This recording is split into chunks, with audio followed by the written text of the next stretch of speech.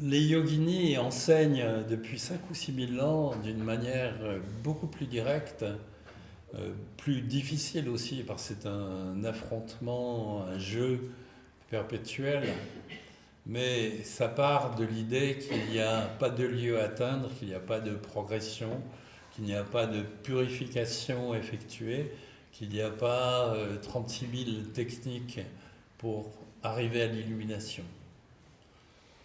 Le problème de vouloir l'illumination, qui est quand même le moteur de beaucoup de gens qui suivent une voie spirituelle, c'est que si vous voulez atteindre l'illumination, vous arriverez forcément au stade où vous penserez l'avoir obtenu.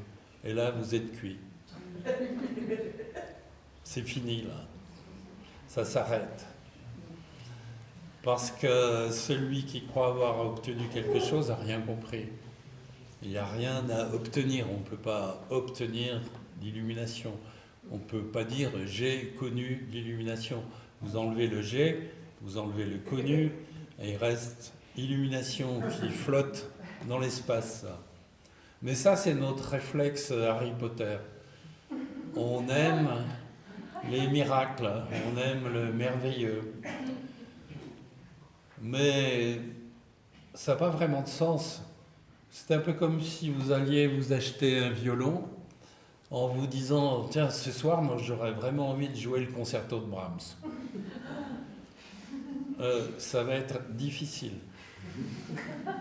Il va falloir apprivoiser le violon pendant 20 ans, parfois plus, tous les jours, pendant des heures, pour que le rêve devienne possible, condition que vous ayez des capacités musicales supérieures. Donc on a un peu tout ça. On veut l'illumination, mais on néglige les bases fondamentales. Et sans les bases fondamentales, c'est absolument impossible que ça se produise. Impossible. Alors qu'est-ce qu'on fait? On rêve pendant très longtemps. On arrive après 15 ans, 20 ans, une frustration phénoménale de ne pas avoir atteint son rêve. Et ça, c'est le point important. Arriver à cette frustration phénoménale, c'est souvent le point où quelque chose se passe. Parce que bon, on a été sage, on a obéi, on a fait les pratiques, on a tout fait, on a été consciencieux, et le résultat, 20 ans après, c'est qu'on souffre toujours. Alors bien sûr, il y a les approches qui vous disent tu n'existes pas, la réalité n'existe pas, ce que tu ressens n'existe pas, la souffrance n'existe pas, très à la mode depuis 30 ans. Le monde est plein de crétins qui disent que la souffrance n'existe pas et qui se posent comme des maîtres, Advaita de préférence. Donc si tu n'existes pas, il n'y a pas de problème parce que tu ne souffres pas. Donc pourquoi aller dans une voie spirituelle s'il n'y a pas de souffrance? Ça n'a aucun sens. Donc c'est une grande confusion, c'est confondre ce qu'on peut atteindre,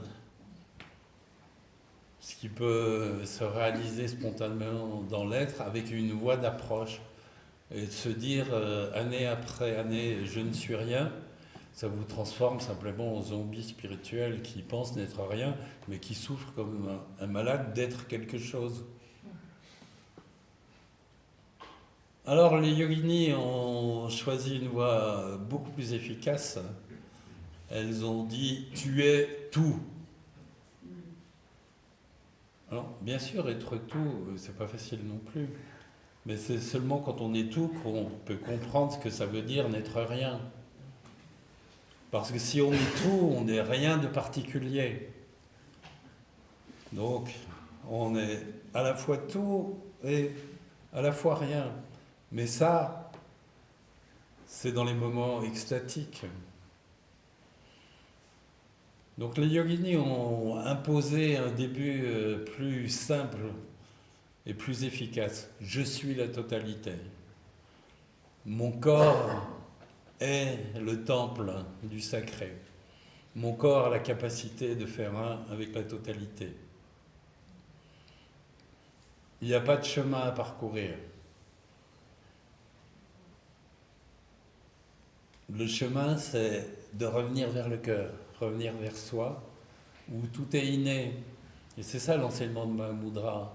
C'est pas qu'on va atteindre des sommets spirituels à la suite d'une initiation quelconque.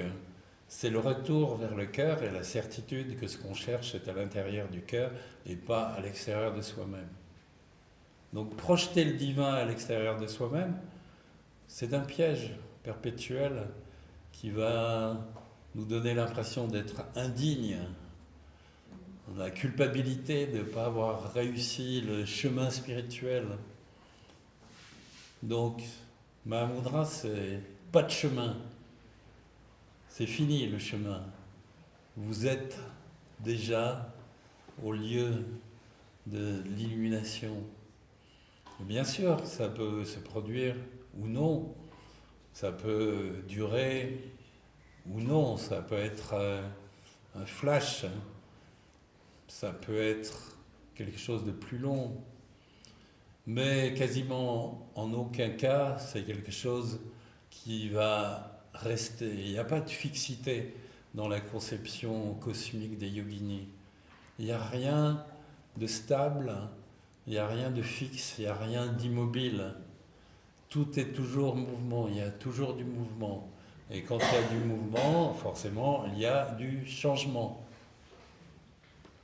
Ça va avec. Donc rêver d'atteindre un état stable, c'est vraiment une fantaisie harry potterienne. Il faut oublier l'état stable. Mais alors, c'est quoi être dans une approche spirituelle? C'est quelque chose de beaucoup plus simple, c'est redevenir complètement vivant. Et il se trouve que l'illumination n'arrive qu'à des gens qui sont complètement vivants. C'est ça le b.a.-ba. Donc arrêtez d'y penser, arrêtez d'imaginer que vous allez l'atteindre et posez-vous des questions plus simples, plus terre à terre. Est-ce que je suis totalement là dans la vie? Est-ce qu'il y a du souffle? Est-ce qu'il y a de la présence? Est-ce qu'il y a de l'émerveillement? Parce que ça se suit. Le souffle induit la présence. La présence induit l'émerveillement. Donc ça sont des vraies questions. Et tant qu'il n'y a pas ça, on est dans un rêve spirituel qu'on partage avec beaucoup de monde, cette sorte d'attente du miracle, du coup de baguette magique.